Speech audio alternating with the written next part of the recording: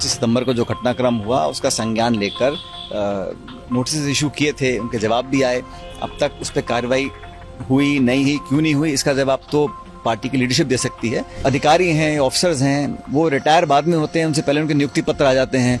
आप 5 बजे रिटायर होंगे, 12 बजे आपको अपॉइंट कर दिया जाएगा। क्रम है 25-30 सालों का कांग्रेस बीजेपी का, ये तोड़ा जा सकता है बशर्त हम लोग वो सही डायरेक्शंस में सही समय पर बातों को समझें। कर्नाटक के बाद बड़ा चुनाव राजस्थान का भी होना है, पर यहाँ पर कांग्रेस जो है वो एकजुट नजर नहीं आती है। आपके लॉन्ग स्टैंडिंग इश्यूज रहे हैं यहाँ पर नेतृत्व को लेकर, जिसके बारे में आप राहुल, सोनिया, प्रियंका तीनों से कई बार बात कर चुके हैं। अभी तक इश्यूज का रेजोल्यूशन जिस तरह से आप चाह रहे थे शायद हो नहीं पाया है।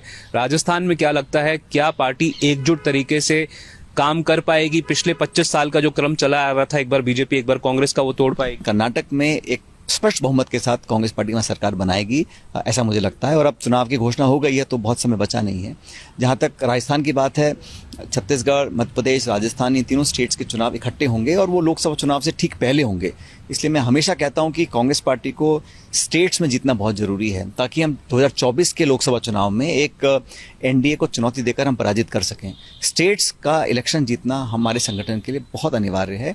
और राजस्थान के संदर्भ में आप जानते हैं 7-8-9 महीने बचे हैं, लेकिन पार्टी की लीडरशिप को मैंने सुझाव दिए थे, कुछ कदम पार्टी ने उठाए भी हैं। लेकिन ये जो क्रम है 25-30 सालों का कांग्रेस बीजेपी का, ये तोड़ा जा सकता है बशर्त हम लोग वो सही डायरेक्शंस में सही समय पर बातों को समझें और अपने एक्शंस को हम संज्ञान में लेकर आगे बढ़ेंगे तो ये संभव हो सकता है। क्यों खड़गे साहब समझ नहीं पा रहे हैं बातें? आपने कहा समझे तो काम हो सकता है, पर बार बार डिले की बात सामने आ रही है। 25 सितंबर को जो कुछ हुआ उसके खिलाफ एक्शन जो पुरजोर तरीके से आपके हिसाब से लिया जाना चाहिए था, वो शायद नहीं लिया गया। हिसाब से नहीं, कांग्रेस पार्टी ने, एआईसीसी ने 25 सितंबर को जो घटनाक्रम हुआ उसका संज्ञान लेकर नोटिस इशू किए थे, उनके जवाब भी आए। अब तक उस पर कार्रवाई हुई नहीं हुई, क्यों नहीं हुई, इसका जवाब तो पार्टी की लीडरशिप दे सकती है। मैं तो सिर्फ अपनी बात को रख सकता हूं और मैंने पार्टी प्लेटफॉर्म पे अपनी बात मजबूती से रखी है और जो प्रदेश हित में, संगठन हित में है, उन बातों को मैंने रखा है और मुझे उम्मीद है कि पार्टी जल्द इस पर निर्णय लेगी। कह रहे हैं कि गहलोत साहब जो हैं वो बार बार सोनिया गांधी से मुलाकात करने की कोशिश कर रहे थे, उस प्रकार की उनको अटेंडेंस नहीं मिल पा रही है वहां पे, और जो जिस तरह से कवायद चल रही है पूरी, उससे लगता है क्या कि राजस्थान में केसी वेणुगोपाल ने बोला था, आपको याद होगा, कि 2 दिन के अंदर यहाँ के सीएम पद के लिए जो डिसीजन लेना है वो ले लिया जाएगा। ये पिछले साल की बात है, अभी तक वो नहीं लिया गया है। इस बात का जवाब तो जिन्होंने स्टेटमेंट दिया था आप उन्हीं से पूछ सकते हैं, मैं तो उनके बारे में क्या बोल सकता हूँ। मैं तो अपनी बात रख सकता हूँ। बाकी दिल्ली से जो एआईसीसी की लीडरशिप है वो क्या निर्णय ले रही है, कब लेगी, इसका जवाब तो वो दे सकते हैं। न तो जो मुझे लगा सही रास्ता इख्तियार करने की बात है, पब्लिक के अंदर जो हमको मैसेज देना चाहिए और सरकार संगठन को मिलकर जो एक पूरे समय से पहले एक चुनावी मूड में आना है, वो सब बातें मैंने रखी हैं और मुझे लगता है कि उसको बहुत अच्छी तरह पार्टी ने सुना है, समझा है। अब वो कब क्या निर्णय लेंगे इस पर तो आप, मैं समझता हूँ, जवाब वही दे सकते हैं, वो बेहतर रहेगा।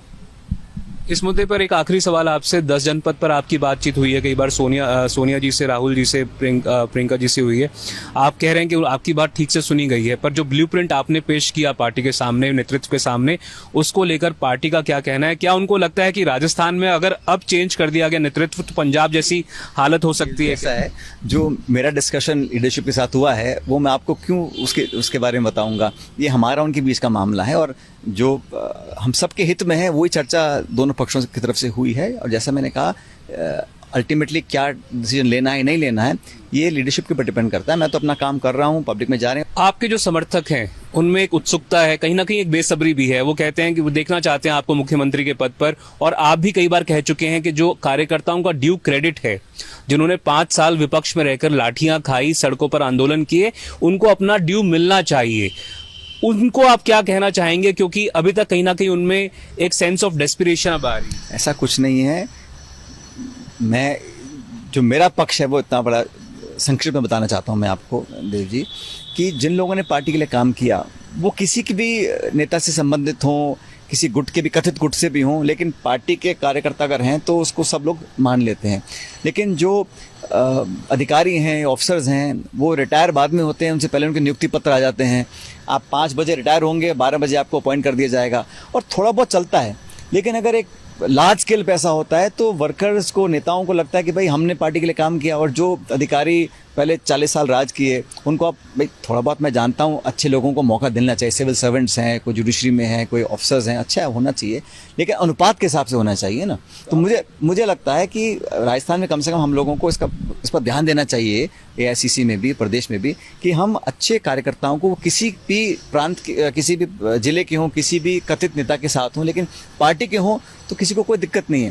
लेकिन अगर मेजॉरिटी हम उन लोगों को पद रेवड़ियाँ बांट दें जो लोग अफसरशाही से निकल कर आए हैं, तो थोड़ा बहुत मनोबल कम होता है कार्यकर्ताओं का। पार्टी के अंदर आपने सवाल उठाए हैं सर? मैंने क्या सवाल उठाया, मैं आपको क्यों बताऊं? मैंने तो हर बात को बड़ी सरलता से, बड़े विस्तार से लोगों के बीच में रखा है। अब पार्टी की तरफ से डायरेक्शंस आएंगे दिल्ली से, उस पर काम करेंगे। अगले साल देश में लोकसभा के चुनाव होने हैं। बार बार बीजेपी ये कहती है कि मोदी का कोई विकल्प नहीं है विपक्ष के पास। आपको लगता है क्या राहुल गांधी हो गए या कोई और नेता हो गए, विपक्ष एकजुट हो पाएगा 2024 में लोकसभा के चुनाव में 2019 जैसा परिणाम ना हो, इसके प्रति, इसके टुवर्ड्स विपक्ष इकट्ठे होकर लामबंद होकर काम कर पाए? पिछले दिनों में आपने देखा है जो पार्लियामेंट के अंदर, पार्लियामेंट के बाहर तमाम विपक्षी पार्टियां जो पहले एक मंच पे नहीं आती थी, आज सब एकजुट होकर आए हैं ना, तो ये आने वाले समय का एक उदाहरण है, मैं मानता हूं। और जैसा 2004 में जब स्वर्गीय वाजपेयी जी प्रधानमंत्री थे, इंडिया शाइनिंग को लेकर बीजेपी गई थी चुनाव में, परिणाम क्या हुआ? विपक्ष कौन लीड करेगा, इस पे अग्री कर पाएगा? क्योंकि ममता बनर्जी ने जो कुछ राहुल गांधी को लेकर बोला है, वो सब इतिहास की बातें हैं। खरगे जी ने, जो हमारे कांग्रेस पार्टी के अध्यक्ष, उन्होंने कहा कि कौन नेता क्या बनेगा महत्वपूर्ण नहीं है, आज विपक्ष की एकता जरूरी है। और 543 सीटों पर हम लोग अगर एकजुटता से चुनाव लड़ेंगे तो मैं समझता हूं कि एनडीए को हम पराजित कर सकते हैं। मुद्दों की राजनीति करें। और जहाँ तक मैं समझता हूँ कि कभी भी कांग्रेस ने या किसी नेता ने कभी किसी पद की दावेदारी नहीं करी, और इसलिए विपक्ष की एकता बहुत ज़रूरी है। और ये पिछले दिनों में जो हुआ, ये ऑपरेशन की यूनिटी के लिए मैं समझता हूँ एक शुभ संकेत है, क्योंकि सब लोग साथ आए हैं। छोटे मोटे, देखो, हर क्षेत्रीय दल के हित होते हैं, उनकी एक लिमिटेशंस होती हैं, लेकिन लार्जर नेशनल इंटरेस्ट में सब लोग अगर साथ आएंगे, ये आज समय की मांग बन चुकी है और सब इस पर अमल करेंगे।